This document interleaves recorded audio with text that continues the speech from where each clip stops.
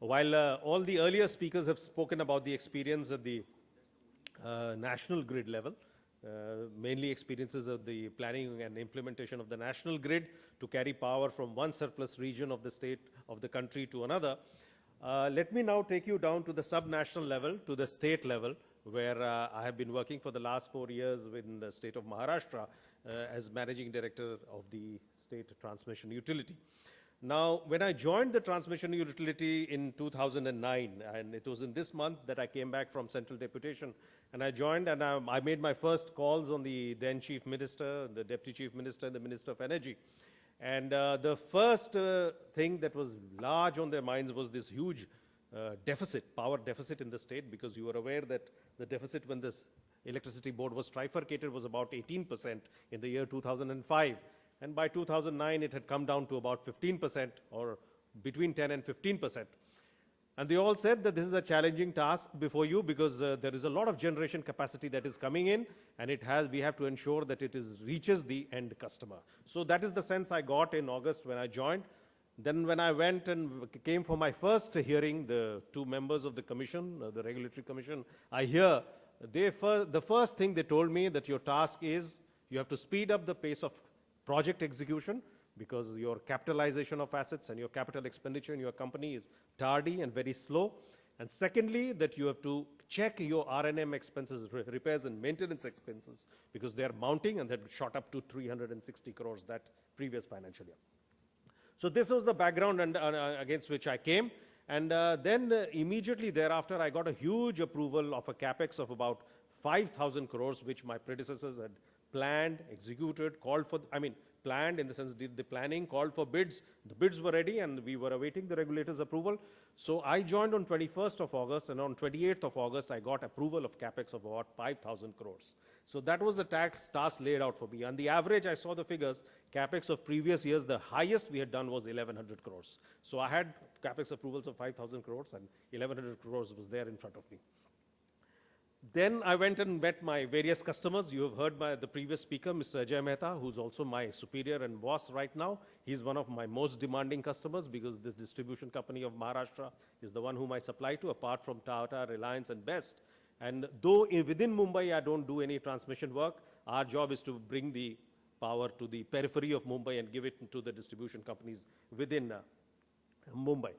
Now, typically, Maharashtra, is the largest state, is the highest, consumer of electricity. Our grid carries more than 12% of the country's power, and we cater to a summer peak of 14,500 to 15,000 outside Mumbai, plus around 3,000 in Mumbai. So you can take it to be a summer peak of about 18,000 megawatts. And the problem in Maharashtra, or most of you are aware, is most of the generation is on the eastern side of the state, which is Vidarbha, in the Nagpur area, because predominantly coal-based state, so coal-based generation is there, whereas the consumption is in the industrial west, which is in the cities of Mumbai, Pune, Thane, and all that. So hence the need for large transmission corridors which carry power from the eastern part of the state to the western part of the state. So anyway, we went about this task. We had this huge capital overload हो रहा है थोड़ा.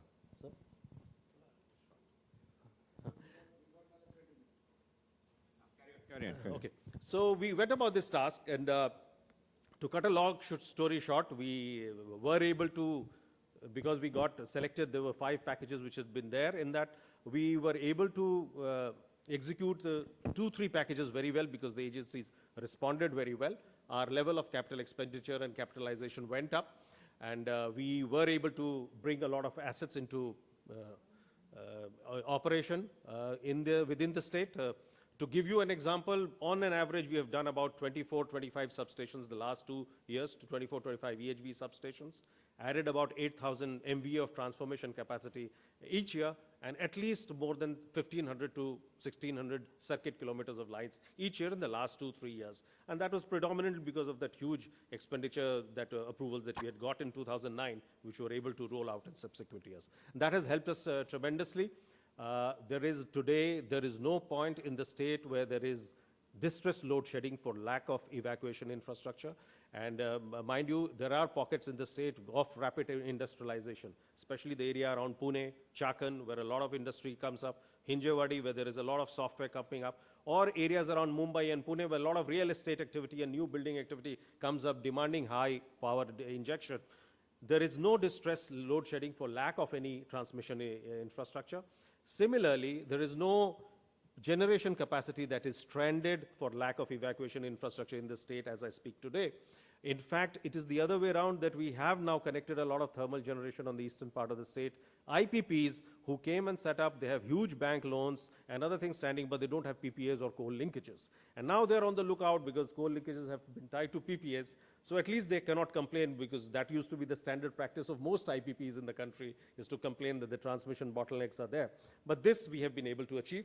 On the operation side, there has been constant upgradation. Of course, we have been we have shifted from a reactive maintenance practice to predictive maintenance practices, where we are trying to eliminate any interruption or breakdown before it happens by undertaking diagnostic testing, thermovision scanning, using cameras which we've given to our staff, doing aerial patrolling, and that has brought down our interruptions and the number and the duration of interruptions in the last 2-3 years, and our availability has shot up to now about 99.73% last year against the approved regulator's norm of about 98%.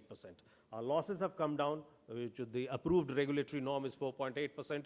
We have come down to about 4.18 last year. And mind you, this is a huge network.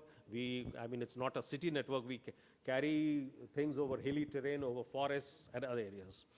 Now, this large amount of capitalization, execution of capital projects, reduction in losses has definitely resulted in better financials. And last year, our profits before tax exceeded 1,000 crores. Now, the unfortunate part is I have to pay about 300 crores plus of income tax. So my PAT is 960 crores. So while there are issues of recovery from the distribution company and I'm not getting my cash in time, I've had to sometimes borrow to pay income tax because my profits in the books have gone up. But having gone through this experience in a large state utility, I feel there are a lot of gaps, there are a lot of challenges. And recently the Principal Secretary of Bihar had come, where Bihar is going in for a huge network expansion in their own state because they are anticipating IPPs and their own generation to come in. And if I would to say that what are the lessons that I have learned in this, which say other state utilities in the country will have to look forward to, one of course is you have to build up your network planning capacity. We found that given this last large expansion that we undertook in the state, our planning capacities were not very good. And this has led to infrastructure capital investment in some places, led to bad investments in some areas. So this is what some states who are looking for good investment planning have to build up their network planning capacity. Good planning finishes off half the work. So you have to build up, because most of the planning is you have to do it around the generation points, or you have to do it around the load centers, around the industrial or urban areas which are going to consume power. Secondly, you have to build up your project execution capabilities. I inherited a very talented manpower of officers from the erstwhile MSEB. They're very good engineers. They're very good electrical engineers. They know very good things about the power systems, but I don't think they've done any courses or done anything on project management. But unfortunately, when their jobs, though all the people on my project side are handling contracts, handling contractors, handling other agencies like railways, the MIDC or the forest and other agencies for which they have no exposure and they just learn on the job. Now, if you are planning to go in for good project execution, you need project managers, and I don't think we have all given, it's just luck. If your agency's delivery, which is executing the project, is good, the project happens on time, and if the agency is not good, then you just don't have the manpower within a state utility to, so I think project management skills within the staff has to really be geared up. On the network operations and maintenance side, definitely you need to build up capacity, because most of the states, I hear very good stories from Gujarat. My colleague Negi, Mr. Negi is here. But I don't think you're doing that kind of maintenance practices that are required. As the grid is becoming more and more large and complex, we are all relying on traditional and old, reactive maintenance practices. And that, I think, is again something that we need to build capacities. And lastly, I would say the human resource. You have very good engineers, but there are areas where we have problems here. For instance, we started facing a problem of testing engineers because Power Grid was poaching them from us. They suddenly realized that Maharashtra has a large pool of testing engineers. So you have to build a capacity of people who are tested, who can do that. Secondly, ring fencing of SLDs it was mentioned. You know what we are finding that with a large number of IPPs coming in, large number of contracts happening, the complexities of handling these things within the SLDC and within the own staff in the state TU, because largely technical, legal, and commercial issues are coming up. Well, most of our staff is competent to handle the technical issues. For legal or commercial issues, we have to outsource it to either legal consultants or commercial consultants. I think there is a case for building these kind of capacities within the state utilities, and of course the perpetual problem of right of way to finding clearances. It's now almost next to impossible to get land or to get ROWs near urban areas or in areas where land prices are shooting up. The other day, in Maharashtra, rural cooperatives are very important, and one of the most influential rural cooperatives also thrown up its hand because they had to issue they refer the matter to a district collector because they were not getting right of way.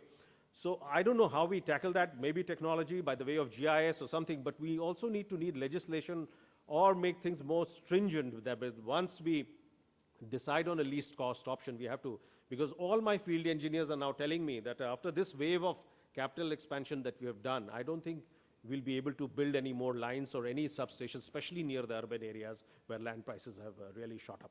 With these, I have shared my experiences and views at the state level, and I'm sure this will be of advantage to the other states who are planning to go this way. Thank you very much.